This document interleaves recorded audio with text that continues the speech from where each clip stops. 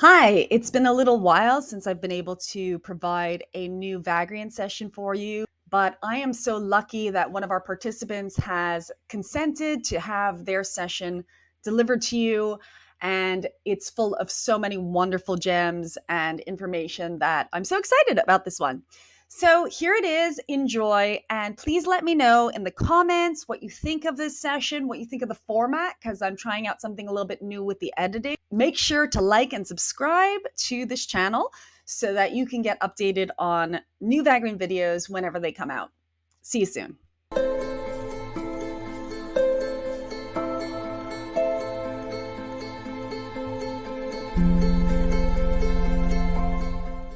Yes?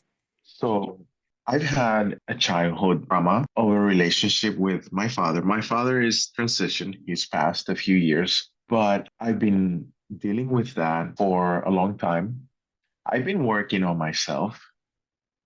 I've come to realize a few things, but there are still some things in there that perhaps you can shed a light on and help me find more clarity so I can continue to move forward in this life. Thank you. We thank you. In what ways do you feel that these aspects that you do not yet have clarity on are holding you back? In other words, there is some connection there between you having this experience or having had this experience and still holding on to some emotion around it that is combined with a belief that unless you find the clarity or unless you find the solution, that you cannot be the full manifestation, the full realization of the being that you would like to be. In what ways, we would ask first before we address those particular aspects or details of this, do you feel you are being held back? So I feel that I've been held back because my father he was very strong-handed with me. And I feel that because of that, I experienced a lot of fear. He was very powerful, but the way that he showed his power to me was by force. And I think that there is a relationship there where I am afraid to come into my own power because I am afraid that I might turn out to be like him. And there is that fear. There's also shame around it. And there's also a lot of guilt that I'm carrying around. And I am attributing all of that to that relationship that I had with my father. Can you perhaps try and help me find a correlation Yes. in there? So, your main concern is that you too would not handle your own power in a way that was holistic and that was in alignment with your values. Is this correct? In other Okay. words, if you are your full shining self, which is one who is quite powerful, which is one who is quite strong in your nature, do you believe that you would harm other beings? No, absolutely not. So then that fear is unfounded. That fear of if I become as strong as I know myself to be within myself, then I will become like him as well. Are you ready to But let go of that belief? We do understand it is there. Are you allowing yourself to say, this does not serve me? yes, I am allowing to say, I'm allowing myself to say this doesn't serve me anymore. But for some reason, somehow I still feel like I'm holding back. You are. The second aspect of this, if you are allowing yourself to understand that your full power is in benefit to all, in other words, as you step into your full power, your full strength, your full protective nature, because strength does not need to implement or to be seen as aggression. It can be seen also as protection, which is very many of the ways that those of you who have chosen to be masculine in this particular incarnation do have a predisposition towards protection, towards support, towards solidity, etc. And so it is an aspect already of you. You did choose this to be part of your theme. The second aspect is that there is still that young being, that inner child character within you, and it is still in many ways cowering in the corner when faced with what it believes to be the archetype of the male. Therefore, you being in your particular incarnation one who has chosen to have some aspect of this archetype, you are in some ways, yes, afraid of yourself, even though you know from knowing yourself, from the demonstration of the kindness of your heart, from the demonstration of the love that you hold, even from the result of having been treated that way, your levels of compassion towards others are far higher than one who has not had those experiences. But that inner child is still afraid for some of the other reasons that you outlined. Your decision to hold on to shame and guilt are part of that. Because as you feel shame, you are saying to your inner child that it was indeed their fault that this behavior had occurred. You have not yet reframed your father's behavior as belonging solely and entirely to him. He is the one who needs to have or in your mind, because of course, that person or that being was on their own soul journey, continues to have their own soul journey, and as you said, has transitioned, but they are also standing right next to you in the trying to transmit to you the fact that they had no clue what they were doing at the time because they could not see the unity of themselves and their child. They could only see within themselves the fear that they were out of control, the fear that something could occur to their sense of self if they did not whip you into shape or beat you into shape or attack you into shape. So as the transition occurred for this being and they did reunite with unity consciousness, an understanding of what had occurred did become available to them. What is now the homework, so to speak, on your end is to understand from that space of unity consciousness what did occur. And you yourself did share this earlier, that in many ways, you do understand what this was all for. You do understand that that brought you to this now moment. But recall, please, as well, that it is bringing you to the next now moment. It is ultimately going to bring you to your full realization of your complete strength, of your complete sovereignty, of your complete sense of, I am here to be in service to others as opposed to whip them into shape or manipulate them in the ways that serve my sense of retaining power. You are asking yourself in this now to take care of that inner child. Shall we focus some on the shame that you are feeling? What would you describe this as? Thank you. What would I describe as shame? When you are feeling the sensation of shame, what thoughts go with that? I want to say that perhaps I'm ashamed of being who I am. I'm not strong enough.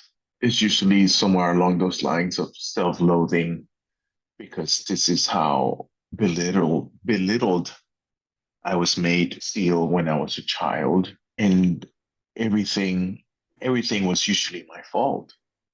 I couldn't do anything that wasn't my fault. So I was basically blamed for everything. And I was not to express my feelings of fear or even be allowed to cry. And I think I'm carrying a lot of that baggage that hurt and wounded. I want to drop it. I just want to let go of that, but I don't know how. Yes, you do. Are you allowing yourself to cry in this now? I am. Yes. A little. And it is allowed. It is 100% allowed by the reparenting aspect of you. Yes, he was incapable. Incapable. This is an important word. The being you are talking about was incapable of doing any better than they could. You were simultaneously, because of the nature, because of the hierarchy of your relationship, incapable of doing better than you could. You were incapable of not caring that he was shaming you. You were incapable of not wanting his love. You did not have the capacity to be anything other than the child that you were. And you were in a situation where the adult was not capable of showing you the love you deserved. This occurs. It is not fair. It is not right. It is not okay. But it is how humans and souls have decided to interact with each other in order to achieve other goals, in order to achieve other situations and circumstances. You did teach him much about himself. And every time he attacked you, shamed you, blamed you, said you didn't do it right, you didn't do it good, you're worthless, you're useless, you're not good enough, was repeating what was told to him. You don't need to, and you're not going to. not even able to, because you are capable of feeling the emotions that came with it. You are capable of allowing yourself to take care of your inner child by allowing the tears to flow. It is indeed very sad what occurred to you, but in the acceptance that it is sad, you also can recognize that the only reason why this person who was strong was telling you you were not was because they were threatened by you. Because they were threatened by the light that they felt inside of you. The fact that they could see in some way that you were indeed capable of being loving, of being unconditional. Your relationship was taxing, it was trying, it was not pleasant, but it did make you even more certain that you want to live your space of love. It did make you even more certain that everything that he was telling you was wrong. Now, we do know that when it has to come to do with parents, that it is very difficult to come to a space of acceptance that the parent was indeed wrong. It is actually easier to say, no, it was me who was wrong, and this is what children do. Because between hating oneself and hating one's parent, a child will almost always choose to hate themselves because they believe that should they hate the parent, then their safety would be in jeopardy, then their lovability would be in jeopardy, etc. Once you come to adult, it becomes even more difficult, especially if the person is not there to confront, because you say to yourself, well, I don't understand. I know my survival is not dependent upon this person any longer. And why is it I'm still holding on to this idea of wanting to see them, wanting to fix this relationship and see them as perfection? It is easier because you have control over yourself to think, if I could just bend and sculpt and mold myself into the perfect son, then I could fix everything. But it is not you who ever needed the sculpting, the bending, or the molding. It was always the parent. It was always the adult who, in their sense of being threatened, in their sense of their own unhappiness, in the sense of their own state of things have not worked out the way I wanted them to, decides to project all of their anger onto the child. It is a decision, but it is a decision that most do not know that they are making when they are making it. We do see your father with you now, and he does indeed love you. There's no regret and there is no guilt because that being is already in a space of understanding the dynamics of all that is. But there is deep love. There is deep desire that you allow yourself to let the idea of him go. The idea that one day he would act the way you wanted him to act. The idea that one day you would hear the words that you wanted to hear. This is what you are holding on to. That hope that things could be different somehow. For you, things will be different as you decide that you are going to be the man that he was not. Thank you. Thank you. We will say something about allowing emotions, tears, or whatever it might be. It is always the stronger person, the braver person, the more courageous person who allows themselves to feel their emotions than the one who bottles them up. It is an illusion that allowing yourself your sorrow, allowing yourself your anger, allowing yourself your fear is the weaker option. It is not. Strength does not come from how hard you can hold on to and hold in your emotional landscape. Strength is the measure of allowing it out and then with wisdom and love deciding what to do with the information it provides you. Your father's anger, all of those years, he did not get the message. He didn't listen to the wisdom that was accompanying them. Because instead of feeling to the full force the wisdom of that anger, he decided to project it onto you or to other people around him. He was not a pleasant person to many.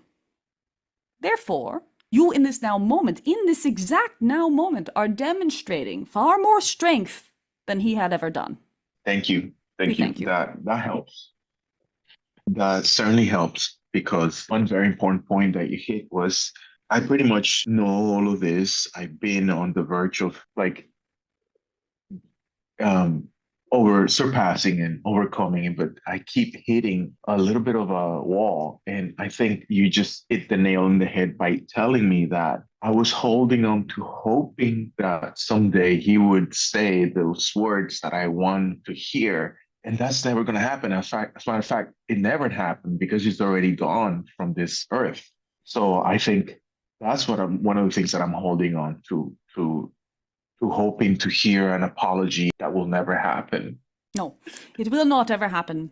But also because you are being asked to evolve into a space. This is a challenging lesson or opportunity, but you are asking yourself to evolve into a space where you understand deeply that regardless of the unfairness, regardless of the sorrow, regardless of the damage, regardless of the pain, regardless of the abuse, regardless of all of that, that you ultimately have gained far more than you've lost from having had this challenging relationship.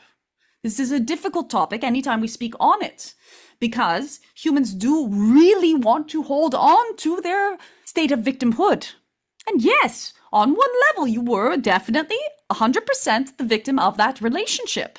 But on another level, you entirely are the winner out of it, because it has put you in a position where you are able to make choices that he never could.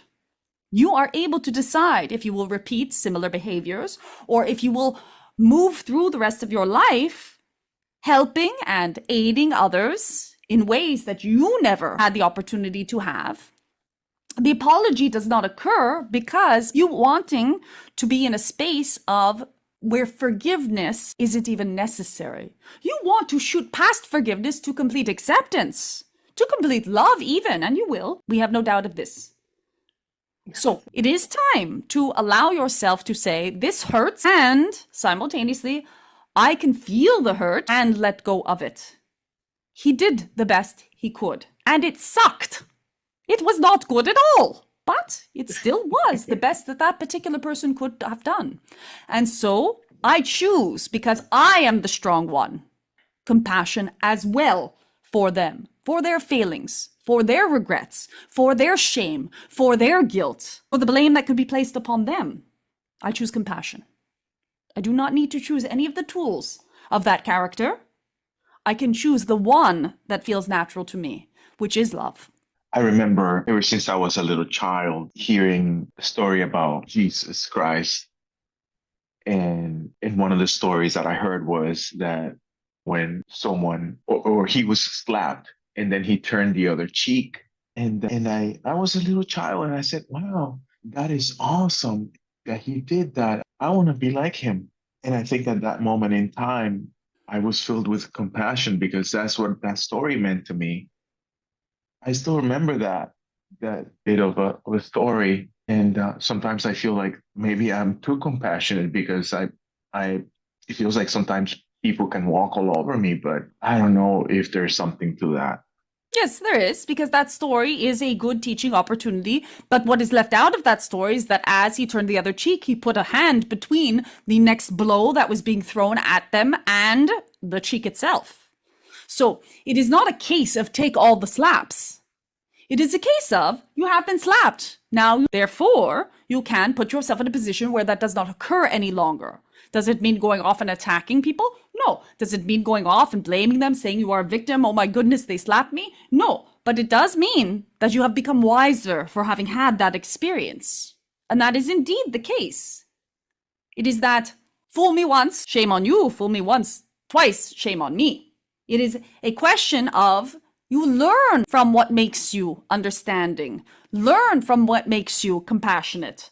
Know that the next time you come upon someone who has behavior that is similar to those who have harmed you in the past, that yes, even before the first slap arrives, you see them with compassion. You see it a mile out. You do see who is appropriate for you in your life and who is not. With your childhood, there is a side effect of being treated that way as a child, in that, yes, you can sink into other relationships that are similar in your adulthood because you are desiring to resolve that same relationship. You may have found yourself in positions where you are with people who do not treat you that nicely, And similarly to waiting for your father to say the right things, you have held on to those relationships, waiting for that person to wake up to see how wonderful you are, waiting for that person to say the right thing, to show you the love you deserve, as opposed to putting yourself in a position where you are already finding the correct people who naturally give these gifts. So that is a pattern that you are also unlearning. That is also why at times you feel like, hey, I'm a bit of a doormat. It is not because you are a doormat. It is not because you are taking the abuse or because you are too compassionate. It is because alongside with this wonderful compassion that you are holding, you have not yet completely understood what is or is not appropriate for you and what boundaries one must set up when they are desiring to have healthy relationships. Does this resonate for you? Oh yes, that's something that does resonate. I hadn't even thought of that. I had thought about it in a way of like, why do I keep finding the same people? It seems like I'm always finding myself in the same situation with different people, and they keep reflecting back to me something, and I couldn't put my finger on it. Yes. And that's what it is. Maybe I even thought one time that maybe I'm like, why am I in a victimhood state? But I'm conscious that I'm like I am in a victimhood state, or sometimes maybe I am attracting to put myself in a position where I am inflicting my own pain because that's what I learned. It's a learned behavior. But I'm like, no, that is ludicrous. That is crazy. I wouldn't do that. I couldn't do that. But yet here we are, and it seems like I put myself into those situations. You do. It is not because you have done something wrong. It is because you are attracting to you in this now situations and circumstances that will teach you how to establish very healthy boundaries for yourself. At some point, this will no longer be a pattern.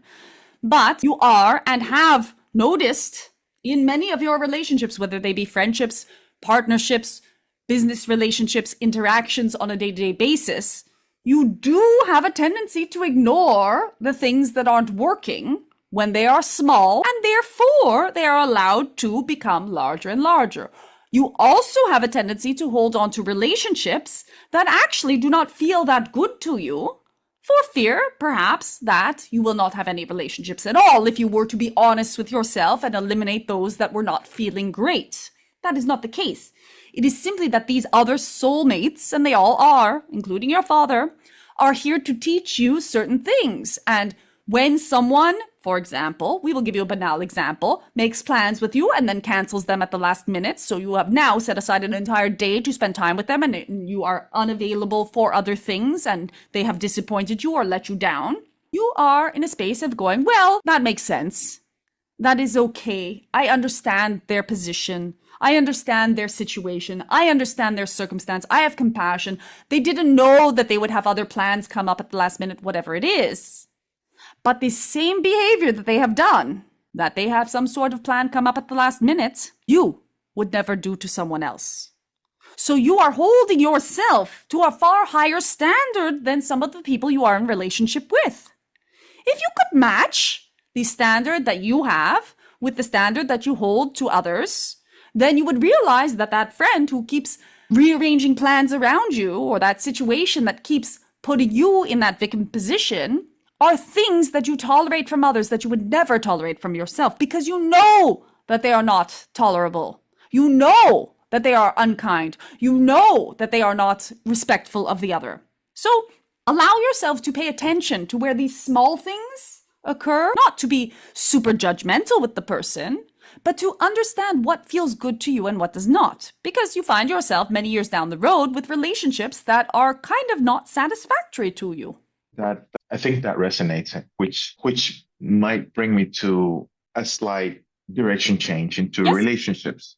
I would like to, since we're talking about relationships, what role am I playing is there between my current partner and myself? Well, there are a myriad of rules. We are sensing that you have something specific in mind. Can you elaborate in what way or for what purpose would this question really be? Okay. I think where I'm getting at is what am I supposed to learn from this relationship? And is this relationship one of those long-term relationships? Am I allowing it to be too long, or perhaps, I don't know, sometimes I just feel a little distant. And perhaps maybe I feel a little afraid that I must stay in it for some reason. I don't know. Can you Yes. perhaps help me with that? Yes, we can. If you were to listen back to this, and we do suggest you do, to your question in this now, you will be able to sense the resonance in it of the sorrow, the frustration, the doubt, and the fear. So when we ask you, what proportion of the time do you feel excited and joyful about this relationship? We would say, or we could anticipate, that it would be under 50% of the time. Is that correct? You would assume correctly, yes. Well, then, you have a lot of information for yourself as to the duration of this relationship as well. Because the question is not, should this relationship have longevity and duration? The question is not, could this relationship have longevity and duration? It is, do you want it to? And we do know that after some period of time where someone is not feeling satisfied, at least 50% of the time in their relationships, that answer becomes more frequently, no, I do not want this to be the last relationship of my life. No, I do not want to spend my life in a state of anxiety or of fearing or of feeling sorrow in my relationship. And it does take some time, yes, to process that this is your truth. But if things do not ameliorate within a short-ish period, that sensation of this is not quite right will continue to augment. You do have options. You can bring this honestly to your partner as a conversation and explain to them that you are having these doubts or you are having these sensations, and outline to them what you would like in a relationship in general, and then simply compare your notes with their notes to see if compatibility is still a possibility for you. Or you can wait, and in waiting and continuing this relationship, your inner being will continue to send you messages that might or might not at some point bring you to a natural decision that the relationship is no longer going to be sustained. But you did ask originally what your role or what you are learning in this relationship was. And it is, as in the majority of relationships, you are learning to love yourself more.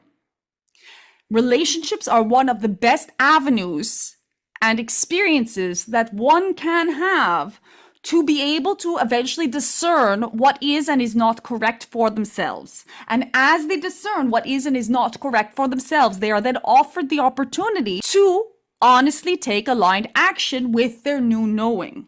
So if you are not feeling good a lot of the time, you are also being given the opportunity to reflect upon, well, what does feel good to me? Does it feel good to me this X, Y, and Z, or does it feel good to me this A, B, and C?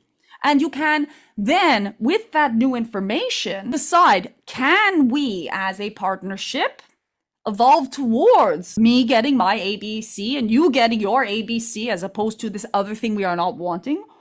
Or can we still love each other and go off in our opposite directions or somewhat parallel direction, it does not matter, non-unified directions, and find some compatibility with the next soulmate that we come upon, because they all are. Each and every being you come upon is a soulmate. So we have no direct and concrete advice to you, except to continue to listening to your own heart and the messages that are already very strongly being transmitted to you. Thank you for that. That resonates with me. We thank you. We do have time for one more question. One more question. Sure. Thank you so much. We thank you. What can support my growth at this time? What is or are the higher perspectives that I can help so I can find some strength to draw upon to overcome the issues at hand? Yes. So for you specifically, and we do not often have this particular message, but for you specifically, taking care of your physical vessel will be of huge support to you. In other words, the more you are loving to your body, whether it be through eating the things that feel correct to you or that bring you pleasure, or it be through movement, or it be through taking it into environments that feel good to you, you do have a very concrete connection with that supporting, that was the word you used, your spiritual journey. So do make your human aspects a priority in your spiritual journey. Do give yourself the gift of doing what feels good for your body. On top of that, because you perhaps did not hear this enough as a child, the one mantra or message that we would give you specifically for your continued spiritual journey, for your continued spiritual growth is you are doing everything correctly. You are doing it right. You are taking your time when you need time. You are feeling your feelings when you need to feel your feelings. You are researching and studying new theories when you are needing to research and study new theories. You are making mistakes when you are making mistakes or needing to be making mistakes. You are seeking further when you are needing to seek further. You are doing it right. There is nothing that you have done wrong. You are constantly and consistently getting all of it exactly correct for you, and your continued faith in yourself and in the ways in which the energies of the universe move you is correct as well.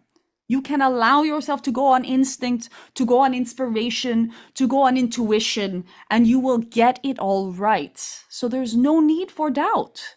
You specifically have this gift, and it is also why you seemed so threatening to others. Those who wanted to control everything, those who wanted to make it that their way was the right way, could not bear to see that you had your own right way. So that is what we would absolutely leave you with to ponder and to strengthen you from Source itself in this now moment. That was wonderful. It is quite a powerful message, and like we said, we do not often give such direct information on these types of things, but it was available for you. What gift are you referring, actually? What gift? Yes. The gift of knowing. You simply know what is correct. Oh.